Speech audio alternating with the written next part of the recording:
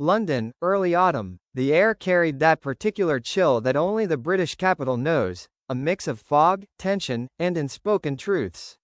When Tom Bower, the veteran journalist and biographer known for his fearless investigations, spoke about Meghan Markle once again, the room fell silent. It wasn't anger, nor admiration. It was the quiet gravity that always surrounds controversy in the British press. For Meghan, now far from the palace walls but never free from their shadows, every word carried a new storm. In Montecito, under California's sun, she was learning that silence could hurt just as much as speaking. Bower's new remarks, sharp, deliberate, and seasoned with decades of experience, weren't just a critique. They were a mirror held up to the royal narrative, a reminder of how fragile image can be when truth and perception collide. The story of Meghan Markle had long transcended the borders of royalty. What began as a fairy tale of love between an American actress and a British prince had transformed, almost inevitably, into one of the most polarizing sagas of the modern age. Tom Bower knew this better than anyone. Having spent decades investigating the powerful, from tycoons to politicians, and now members of the royal family, he had witnessed how narratives could build or destroy reputations. His tone was always unapologetically firm.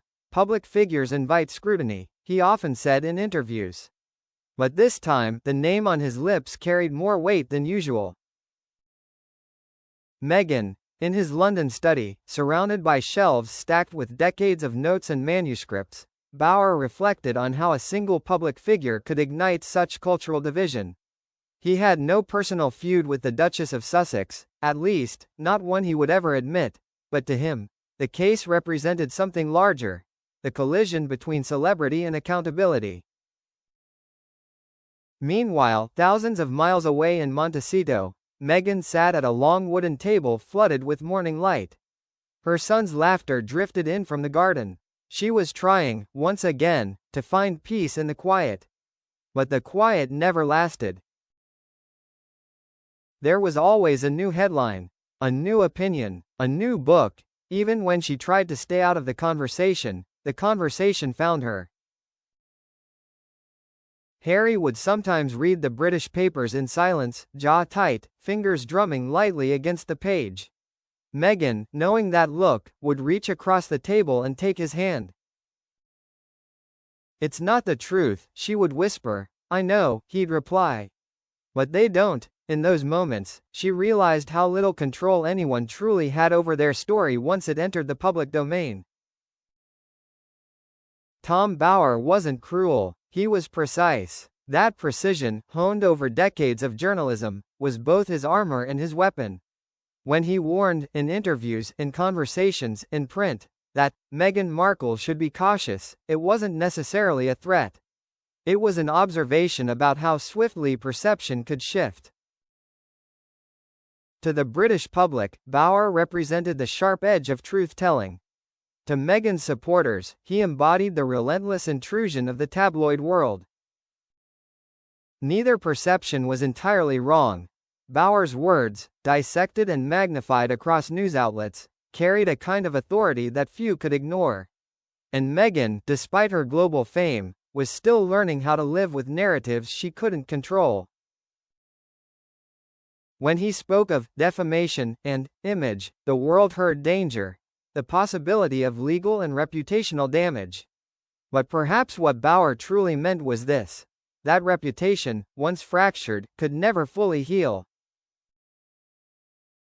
For Meghan, this warning landed not as prophecy, but as exhaustion. She had fought, in courtrooms, interviews, and statements, to reclaim her own version of events. And yet, the louder she spoke, the louder the noise became. Sometimes, silence wasn't peace. It was surrender. Not everyone watching from the sidelines saw this as a war.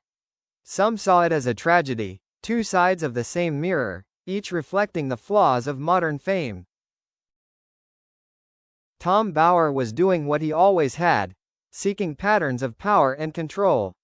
Meghan was doing what she believed necessary, protecting her dignity, her family, her peace. Their clash wasn't personal, it was existential, about who gets to write history, and who gets to live it. By late afternoon, the light in London turned golden, soft, hesitant, almost apologetic after a day of relentless drizzle. Tom Bower sat by his window, the hum of the city below replaced by the slow ticking of a clock. In moments like these, even he wondered about the line between truth and cruelty.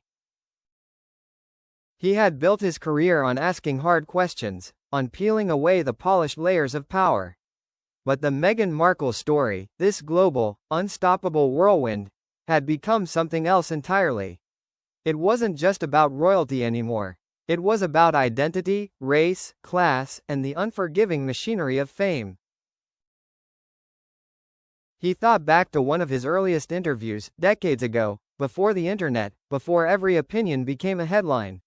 Back then, stories lived on paper. They could fade. Now, every word lasted forever. And that, he thought, was the real danger. Across the Atlantic, the late morning sun lit the kitchen of the Montecito home. Meghan poured tea, barefoot, her movements measured, graceful, but weary. She'd learned to live with scrutiny. What she hadn't learned was how to stop caring. The headlines were like ghosts. Even when unseen, they lingered. One of her friends had texted her the latest article. Something about Bower's remarks, another wave of speculation and commentary. Meghan didn't read it. She didn't have to. She already knew the rhythm. Accusation, defense, distortion, exhaustion. Harry entered quietly, a mug in hand. Still thinking about it? He asked. Meghan smiled faintly. Trying not to. They'd had this conversation 100 times before. The words changed, the tone shifted, but the ache remained the same. She didn't hate Tom Bower. In some strange way, she understood him. People like him believed they were protecting truth. The problem was, whose truth? When Bower appeared later that week on a broadcast panel, he spoke calmly, deliberately. The interviewer asked if he believed Meghan's reputation could recover from the ongoing scrutiny. Bower paused. He had rehearsed his answer, not to wound, but to clarify. Reputation, he said, is not about what people do, but about what people believe they've done. And once that belief changes, it's almost impossible to restore. The quote traveled instantly. Within hours, it was trending on social media. Commentators dissected it, others denounced it. But what few noticed was the flicker of weariness in Bower's eyes, the subtle recognition that words, once released, had lives of their own. In Montecito, Meghan saw the clip on her phone. Her expression softened, not in anger, but in a quiet sort of sadness. He's right, she murmured. Even if I tell my truth, people will still believe what they want. Harry looked at her, unsure whether to argue or agree. Because deep down, he felt it too. The story had grown beyond them both. Some called it a feud.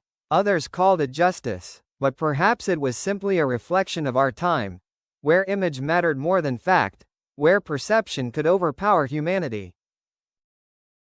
In private, Tom Bower often defended his work. The public has a right to know, he would say. Power must always be questioned. Yet even he could feel the fatigue in his bones, the endless cycle of outrage and denial that defined modern fame. Meghan, on the other side of the mirror, faced the same fatigue. But for her, it wasn't theoretical. It was personal. Every story had a face, and hers was printed on every cover. She longed for stillness, for the freedom to exist without interpretation. But maybe that was the price of visibility. If you stripped away the cameras, the audiences, the politics, what remained between Tom Bower and Meghan Markle was strangely human. Two people trying to defend their own sense of truth. He believed he was exposing manipulation. She believed she was surviving it. In another world, they might have understood each other. But in this one, divided by distance, ideology, and the roar of millions, they became symbols. and symbols, once created, rarely die.